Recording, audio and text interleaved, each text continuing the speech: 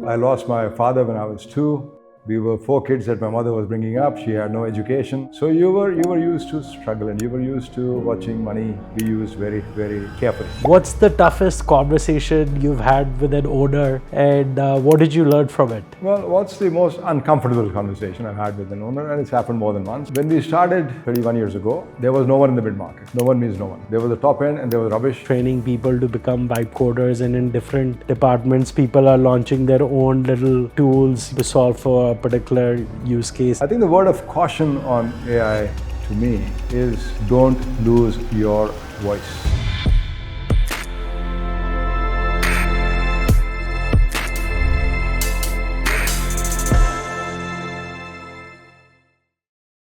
Welcome to Voices of Hospitality, a RateGain original, where we sit down with leaders who have shaped our industry not just through scale, but through values, people, and purpose.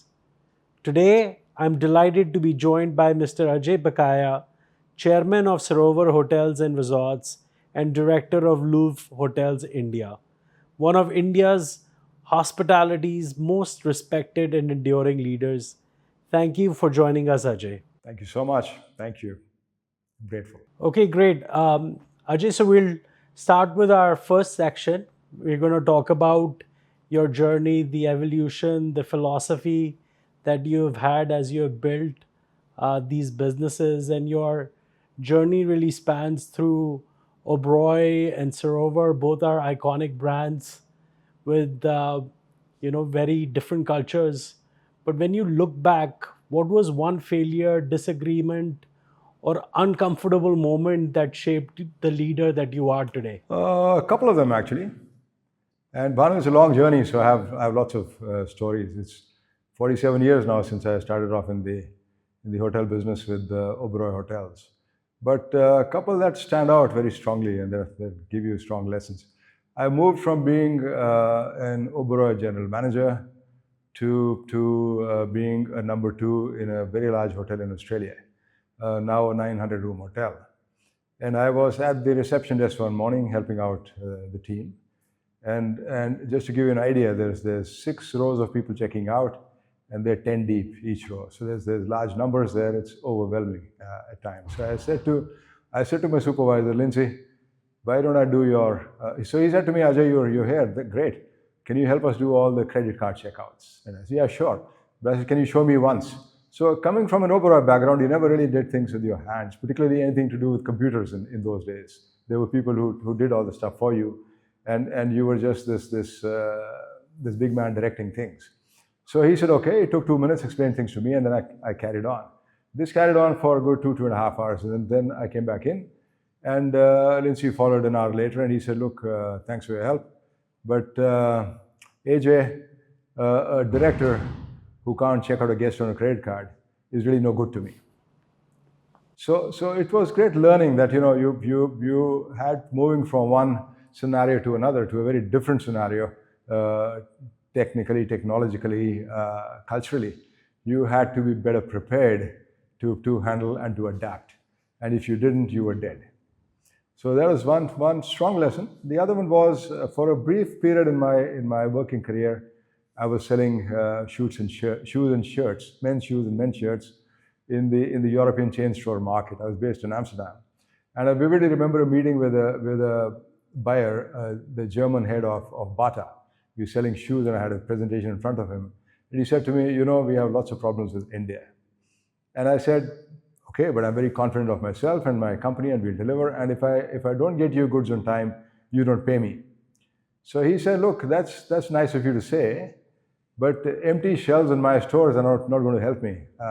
So I'm not here in a scenario where you fail and I don't pay you. I want a scenario where you do well and I pay you well.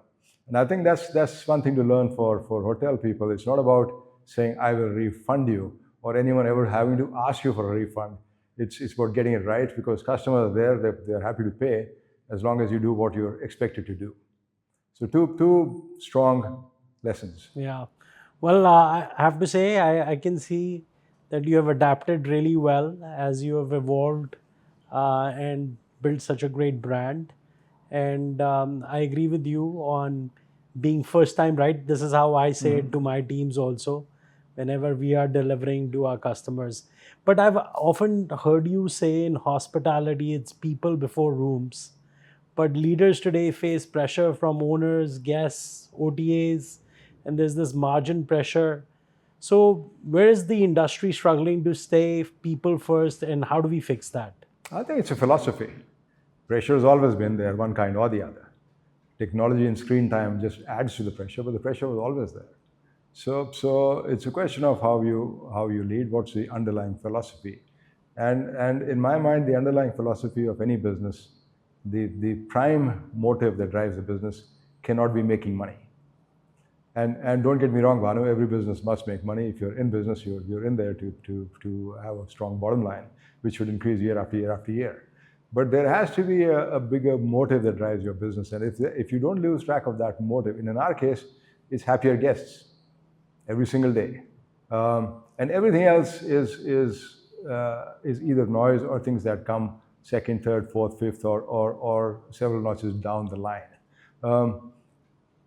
Owner pressure is nothing unusual, nothing new. Any owner has invested money in the business. He's looking for returns. If he's getting great returns, there will be no pressure. If for some reason, whatever reason, his hotel is not performing to his expectation, there would be higher demand on your time, on your competency, on the changes that are needed for that hotel. It's normal. There are other challenges. So pressures in business are fairly straightforward and quite normal. You need to adapt, and you need to act, and you need to be efficient enough to do something about it. So I don't think over a period of time pressures have increased. I think it's just they come to you in different ways. It's still the same blows. They come from different directions perhaps, and maybe they're couched differently. But as long as you don't lose track of the underlying philosophy of your business, you really can't go wrong. Yeah. It's all about staying resilient. So I want to talk about really how you've gone about building Sarovar, the culture, and Sarovar has really managed something rare, scale without losing soul. And most brands lose their culture after they go big, they go beyond, let's say, 30 hotels. So, what do you think is the cultural mistake most hotel chains are making that Sarovar has consciously avoided? I'll go back in time a little bit just to put some perspective here on the whole scenario. I have a very simple background. I lost my father when I was 2. We were 4 kids that my mother was bringing up. She had no education, and you had the uncle, the bua, extended family that helped you. So you were used to struggle, and you were used to watching money be used very, very carefully. That was one part of it. Secondly, we had clarity when Mr. Madok, who set up Sarovar, and myself, we sat together, and I said to him, look, what's going to be so different between us guys and anybody else who's run a good hotel and who has a fax machine at home? This is before the advent of mobile phones. And we sat together and said, we'll be very clear on 3 things. And those 3 things stay with us after all these years. It's 30 years since we started Sarovar, 31 years. And those fundamentals haven't changed, and I hope they don't change in the future. There's no reason for them to change. Firstly, we said, look guys, we are a management company. We're providing service here to the owner. The owner is the supreme king. Let's not lose track of that. We provide good service. We have word of mouth. You get more hotels, more owners, a bigger business. If we fail, we need to really correct ourselves and change course. And the learning had come from one of the earlier companies we'd both worked with, where the culture was, what does the owner know about running a hotel? And it was partly true. We are the experts, we're doing it, let him stay out of the business. It's not a very pragmatic approach. It wasn't when we started, and we said, let's change that part. Listen to owners very carefully. Put yourself in the owner's chair. Put yourself in his position. If he's bleeding for whatever reason, you got to fix things very quickly. And if you can't, you have no business being there. So I think that was one of the things. So owners, the ability to attract and retain talent, because we had professional backgrounds, we could do a lot of that. And the third thing was to always have a strong sales and marketing setup of our own, independent of any owner, any hotel. a good, strong corporate setup. And we built on all those three factors. The other thing I think that helped us is we were very clear on the picture. We intended to be mid-market players, mid-sized mid-market. We always remained true and pure to that concept. We've had several discussions over the last so many years where a lot of youngsters, a lot of aspirational people say, hey, but why are we not dabbling into luxury? Can we do it? Yes. Is that my core DNA? No. So really the thought has been stay true to your core, stay where your biggest strength lies. Don't get carried away with illusion. Don't get carried away with delusion. What you can do properly, just focus on those things and things will go right. So I think perhaps, I don't want to say anything about any other brand, but perhaps if you have that level of focus, you have a greater chance of success. Yeah.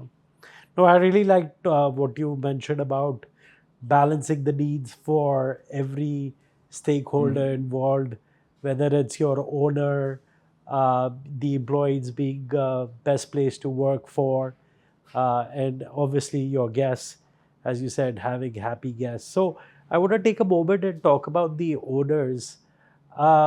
What's the toughest conversation you've had with an owner, and what did you learn from it? Well, what's the most uncomfortable conversation I've had with an owner, and it's happened more than once, is Mr. Bakaya, this and this and this is what's wrong with my hotel. Are you really up to the task? I didn't hire you for doing this. I mean, and what exactly are you doing? Do you have the competence and know how to run my hotel? And this is to some extent a side effect, or let's say a collateral effect of expanding fast and furious. You have a certain structure. The structure must adapt, must change, must evolve to take care of the speed with which you are growing. And perhaps in that area we faltered. So that's the most difficult conversation, or the most challenging conversation with an owner. And the thing is that you need to be fully prepared with the facts of what's going on and why things are the way they are. Sometimes there are very genuine reasons for things not to be 100% perfect. So if you have those facts and figures, if you're prepared thoroughly for that meeting, and if you have the courage to say, we really messed up in this area, and I have a plan to fix things, you're on your way. And if you learn from those uncomfortable moments for the future, you will have less and less of those in time to come. And talking about owners, Ajay, who do you, in today's landscape, who do you view as competition?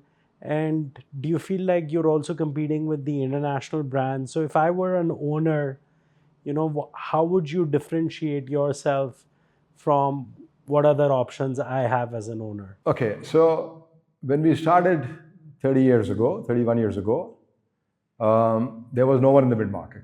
No one means no one. No, there was the top end, and there was rubbish, and there were perhaps one or two or three players in the franchise game. Nobody who was going to run your hotel for you. It was more name and distribution, or sometimes only name. And we came out with a management formula that worked well for us. It worked well for owners. Now, at that point of time, the international players were really not in this game at all. India wasn't the same country, and the world wasn't the same as it is today. Today, every large international company, worth their salt, is pushing for the same hotels that we are. Different brands. And also, I'll give you a reference point here. We lost, or we are in the process of 3 to 4 hotels of ours that are not being renewed. So the term is 10 to 15 years. When the term ends, the owner has a choice. 2 of our hotels have gone to Taj. One of our hotels is under active discussion with Oberoi Hotels. So that's my competition at the upper end of my scale. But today, a Marriott, an Accor, and to a lesser extent, Hilton, Radisson, all of them are in that mid-market space, and I'm competing very, very strongly with all of them. Of course, you have the homegrown brands. You have now Fern, which is part of Marriott. You have Royal Orchid. You have Fortune, which is part of IDC. They were there, but today there's more and more competition, which makes it that much more incumbent on us to do things which make us stand out from the pack. Well, more competition, but also a lot of opportunity as well. I mean, I'm so surprised when I some of these events and conferences I meet you at as also the the amount of recognition India has and the number of senior players and CEOs of these big hotel brands showing up also gives you a sense on the opportunity that exists. So obviously, if a lot of people are chasing it, there will be competition, but I'm sure, Look, we have a huge advantage. yeah, I speak my owner's language. My team speaks my owner's language. We have people that stay with us. I'm proud to say we have people who've been with us 15, 20, 25 years, lots of them in senior positions. Owners are very comfortable that they will see continuity. If they're talking to a person today, they're comfortable that 2 years, 3 years, 4 years, 5 years down the line, the person's still going to be around. Whether he's handling their hotel or other hotels or has a bigger role, but he's still around for them to reach out to. And that's a huge advantage. We speak the language of our owners. And and we are homegrown. We are all Indian. I think there has never been a better and bigger opportunity for an Indian brand to shine and to outshine competition. yeah. Okay, great. So I want to talk a little bit about leadership and your lessons there. What's one decision you made that kept you awake at night, and how did you navigate it? I'm asked that question several times. What kept you awake at night? To be honest, in the literal sense, nothing ever kept me awake at night. I wake up very early and I sleep relatively early. I have a bad reputation, a notorious reputation on doing that. But what's a big decision which would Anything around give COVID? you- Yeah, COVID was particularly difficult. I think for the whole world, Yeah. not just us people, in terms of what do you do to adapt and what's the next step, because there was no finite time of how long it's all going to carry on. So while you were very, very brave, and I remember one of my first articles online was we will sail through this hurdle in the initial stages. Then a month or 2 or 3 down the line, it was different because your team felt differently, and you got to a stage when you could not hold on to your people. Yeah. You went into salary cuts, etc., at a corporate level, but at the unit level, with no business coming in, hotels were forced to let go of people, and it was the most difficult time in people's lives.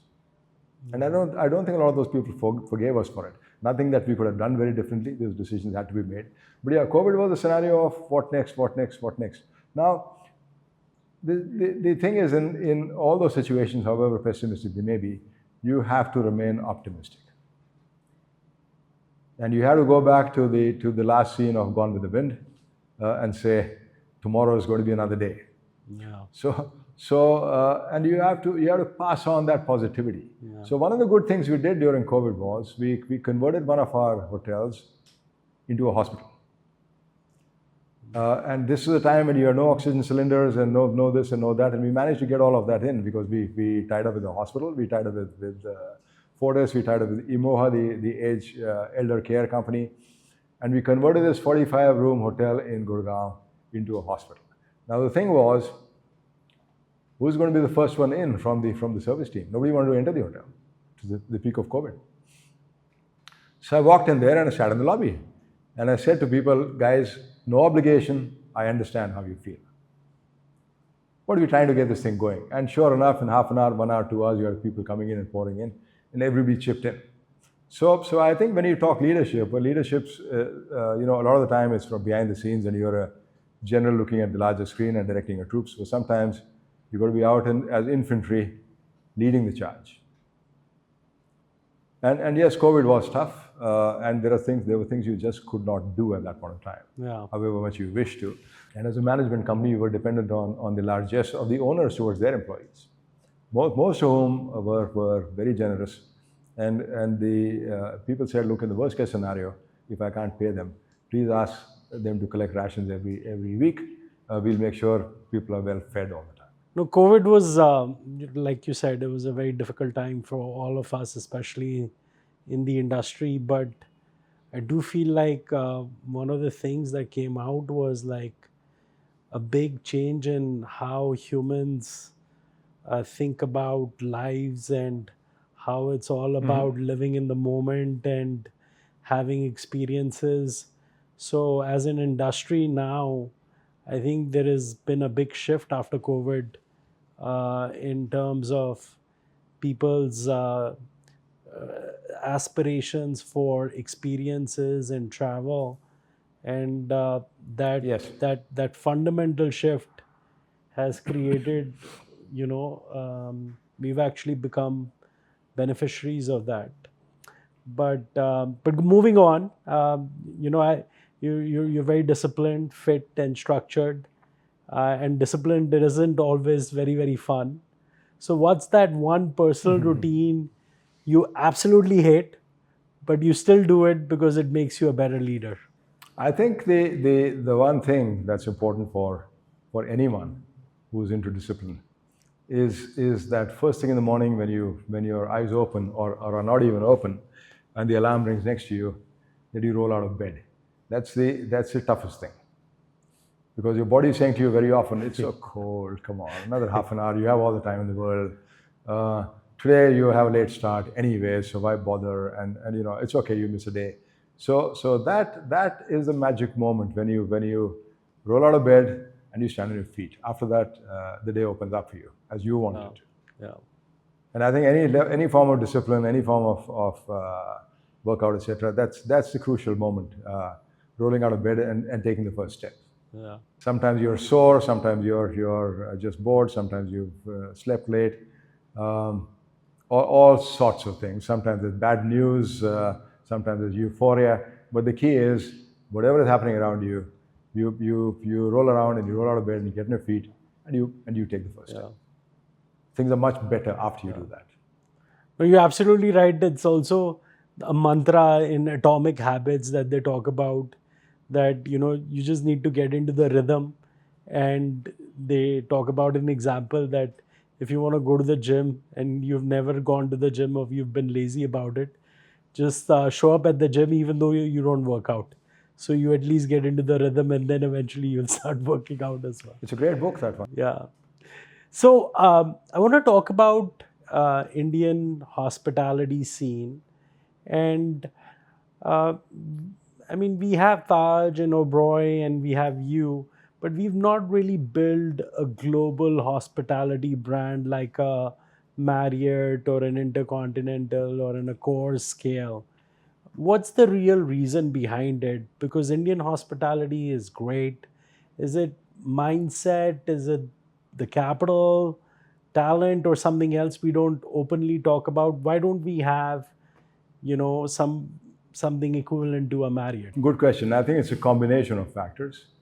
But you saw the expansion in a company like the Oberoi when Rai Bahadur Mohan Singh Oberoi was the chairman and in charge.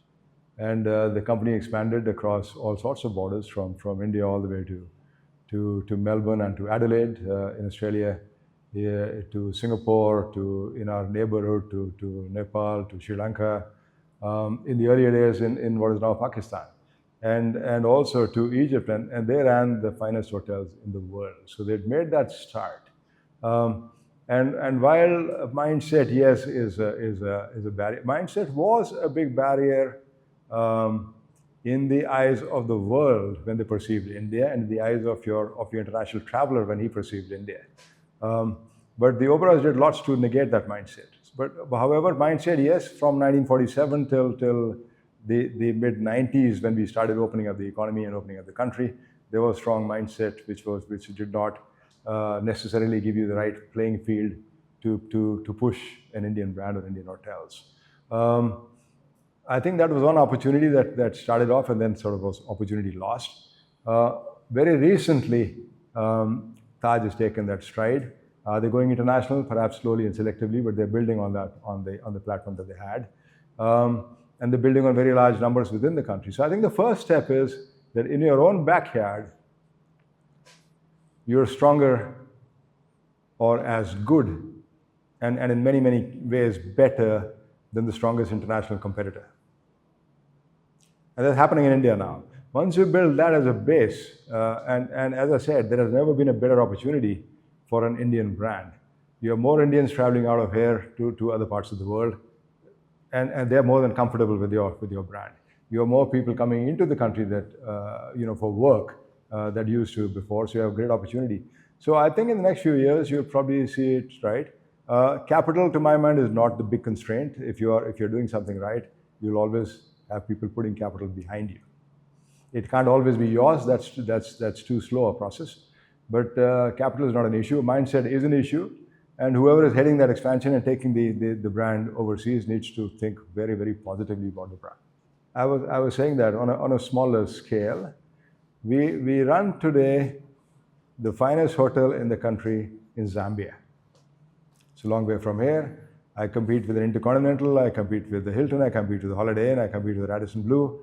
I have been number one on TripAdvisor since the last 4 or 5 years when I opened that hotel. And we're very proud of it. And it's a competitive landscape. So we are acutely aware of the fact that we are taking our brand overseas. We are ambassadors for the country. And I see more and more opportunities. And I'm talking about a brand that has 95, 97% of the hotels within the country being trusted by someone thousands of miles away in another country where all you're bringing in is management expertise and distribution. So yes, I think there is more opportunity. There's more and more and more. And I think you will see the growth of Indian brands across the world globally. But it needs to be focused. It needs to be part of a plan. And I think a lot of us are really very strongly involved within the country at the moment. There's so much opportunity that we're not looking outside our borders with the same fervor. But I'm sure more Indian brands will jump out there and do India proud.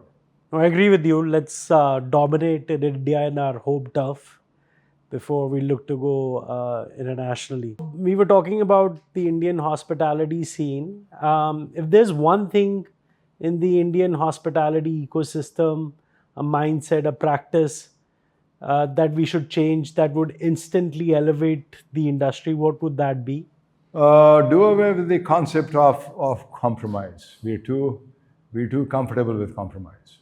Perhaps because we compromise so much, on the road with garbage, with politics, with what's happening around us, with flyovers that might take a few years, things that just don't happen. We take too much in our stride. But I think when we're delivering to a customer, that whole concept of compromise has to go out the window. Like you said earlier on, it's got to be right the first time. And whether it's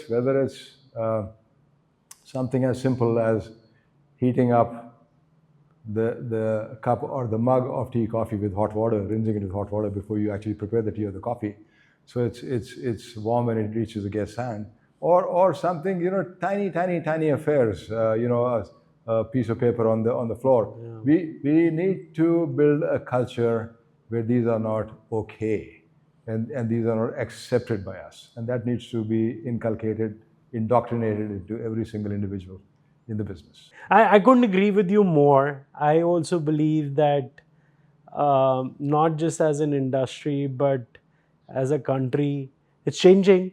We need to set very, very high standards. We need to be not okay with mediocrity and aim extremely high, and also understand that takes massive action to achieve higher goals. To have one of the biggest tech companies out of India or one of the biggest hospitality brands, we need to aim and manifest that, and B, take all the massive action that is required to get there. Absolutely. So I agree with you. I agree with you completely. So look, RateGain is a tech company. We are obviously going to talk about AI. For sure. And tech, and I want to get your perspective on it. So the biggest fear today is, around AI and what it will do to people's jobs. So in your view, do you think hotels are overreacting, underreacting, or just misunderstanding this whole AI opportunity? I think if there's fear and resistance, it's based purely on ignorance and a very casual, superficial view of the whole situation. AI is unarguably, undisputably something one's got to be part of. One's got to build into the ecosystem. One's got to have as part of their DNA. Doesn't matter what you're doing, how old, how young you are, what your role is. I think the word of caution on AI to me is don't lose your voice. AI doesn't mean that everything becomes plastic. End of the day, when I'm talking to you, I must come across as me. Whether I'm doing it on an audio conversation, whether I'm doing it on an email. So this whole concept of conjuring up emails, etc., on the AI, which take away your entire personality and just communicate certain facts, is to my mind losing the plot. AI must carry your voice. You have a distinguishing feature, you have a distinguishing personality as an organization that must come through despite the use or along with the use of AI. But yes, AI is a tool that we all need to use. Simple things. If Bhanu is booking a hotel room on a Sarovar website, can AI tell me everything that is there on the net about Bhanu? Can I look into your mails and all your correspondence, etc., which is public, and say, Bhanu likes so and so, his wife's so much younger, so much older, she got this in his background, these are her hobbies, this is what she wanted. She wanted to visit a temple while he's watching his cricket match. How big are the kids? What are their preferences? If I have all that information and I have an AI-powered chatbot on this side, then I can draw up an itinerary for Bhanu if you're visiting Amritsar and say, hey, by the way, this and this is happening. You might be very keen to watch the Australian Open at the moment, but this is what your wife can do while you're at it. And here's what we plan for the evening. And you have so many more experiences rather than just selling a hotel room at a certain price. The opportunities are absolutely endless. And it's not complicated. Yeah. No, I agree with you 100%. And ability to personalize the experience is an opportunity that's really on the table for everyone to seize on. But Ajay, in your particular case at Sarovar, what's an AI use case that you are solving for? So we brought in an AI chatbot which does a lot of back-end research by talking to a customer, and then relays that information back to other user departments. So when and this is at the reservation level.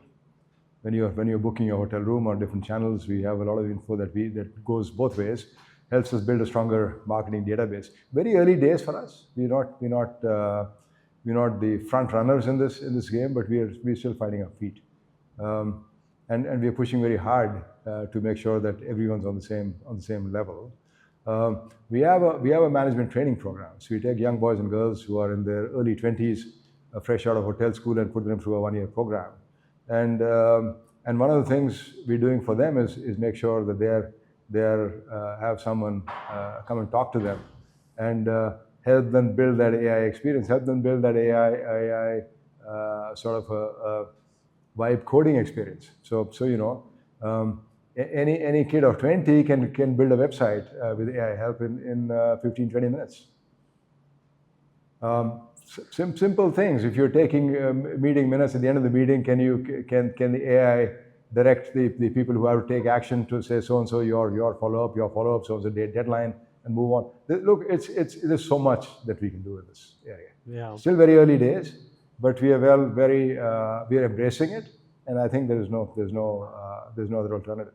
I have a spiritual guru who's got a technical background, and he says if you do not embrace and make use of AI, you will be out of the workforce in whatever you're doing in less than 10 years. No, it's great to hear, and I'm also a big proponent of AI, not in terms of just the tools we build, but also how we are adopting. Because I agree with you, there is a large amount of productivity gains that can happen, and we've done something similar where we're constantly training people to become vibe coders, and in different departments, people are launching their own little capabilities and tools built completely on using vibe coding to solve for a particular use case. And even the chatbot that you talked about. We've also launched Viva, which is our AI chatbot, both voice and text.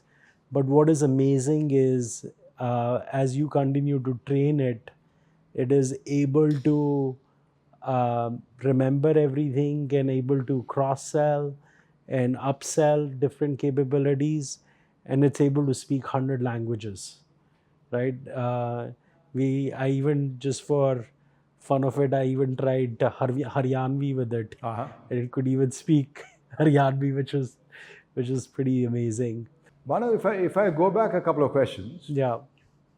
if you allow me to do that, and you asked what's holding back Indian companies for being big internationally. Yes. So one of the things is technology. We've never been in that race, Yeah. and for any company from India to succeed globally, tech's got to be a strong part. Whether they invest in their own or whether they lean on partners like RateGain Yeah. to broaden their distribution system, the whole ecosystem. If somebody is not really strong on tech, they don't have a future. Yeah. Well, maybe Ajay, we can partner up because most of the Absolutely. international chains, they use RateGain tech. A lot of the distribution capability is built by us. A lot they do in terms of attracting guests. We have a very comprehensive and capable MarTech solution, and basically our pitch to our customers is you can use our platform, which is an integrated platform, to allow you to acquire guests, retain and engage them, and have a wallet share expansion. So maybe that's another conversation for another day. But going back, Well, we're already partners, so we need to build on that Yeah. partnership. But sure. I was going to ask you, as we talk about tech, and then one of the newer segments is Gen Z, and they're ambitious, they're impatient, they're blunt. So, and I'm sure that's part of the audience that you go after. That's also a segment for you. So, in your opinion, what should hotels stop doing immediately if they want to attract and retain this next generation of customers? I think one thing we started doing, and I'd recommend to any hotel company, is that in that area of marketing and communication, one very clear area, don't hire people who are above 30. Look for younger people who understand the market, because I don't have the same rapport that the youngster has. I came across a new word today called galantine. I don't know if you heard this before or not. No. But galantine is Valentine minus a guy. It's a gal's night out. I think on or a day before Valentine. So, and I said, hello, who came up with that? And there's a young kid who's just been with us for maybe a month or two, who coined this or who came across this. So I think in certain areas, bring in much younger people. They are the ones who know what's happening on the ground. They have a better rapport, better communication, better understanding of the lingo of the youngster out in the market today. Yeah. They understand your young customer much better than you do. So that's one. And I think we are very parochial. Hotels are very old-fashioned. We lose out on those things. Secondly, I sincerely believe that every generation, including this one, is smarter than the previous one. So while we may have trouble understanding the younger generation, because we did things extremely differently, these kids know how to do things better, faster. They just don't appear to be as focused all the time as we did. Now, how do you go about it? I think one needs a very high level of maturity, and the focus very simply has to move from the age-old discipline of what time are you coming in, what time are you going out, how many hours are you putting in, etc., to what is your output. This is what I want, can you deliver? And if you move focus on that, we're looking at happier employees, you're looking at more successful companies. It is a huge mindset. I agree with you 100%, Ajay. I think a performance-based culture and outcome-based culture is the way to go, because this generation doesn't want to be told. They want you to tell them what is the outcome you expect and let them figure out the how. So, completely agree. At the same time, on the other side, I get asked this question a lot from the youngsters: that do you believe, what is your thought on work-life balance? And my answer is, if you work, you'll have a life. So there's no work-life balance if you take the work out of it. My perspective on that is that if you really enjoy what you do, then it doesn't really require a balance because you're having fun in any part of your life, whether you're working or whether you're doing something personal with your friends or family. So, I mean, that's a reason, Ajay, I can say on your behalf that you've been at it for so many decades, and I've been at it for 2 decades, and I want to continue to, and I'm sure you do too, continue to come in and continue to have a purpose and create an impact as much as you can and uplift lives of your teams and customers and owners.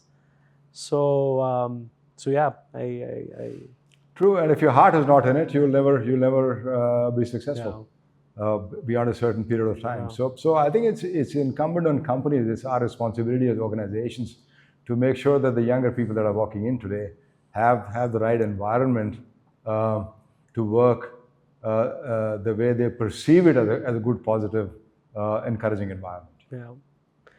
Okay, Ajay, so last section, we're going to talk about your personal legacy, lessons, and what still drives you. So, what's a leadership belief you've held for 20 years that now you realize was wrong? I was brought in a culture where the boss was someone to be scared of. And for a long time it worked well. So you were draconian, you were always stiff, you were always that tough son of a bitch, and you never appreciated people enough. But you were very willing to tell them where they'd gone wrong or how things were just not. So I think that part has changed. My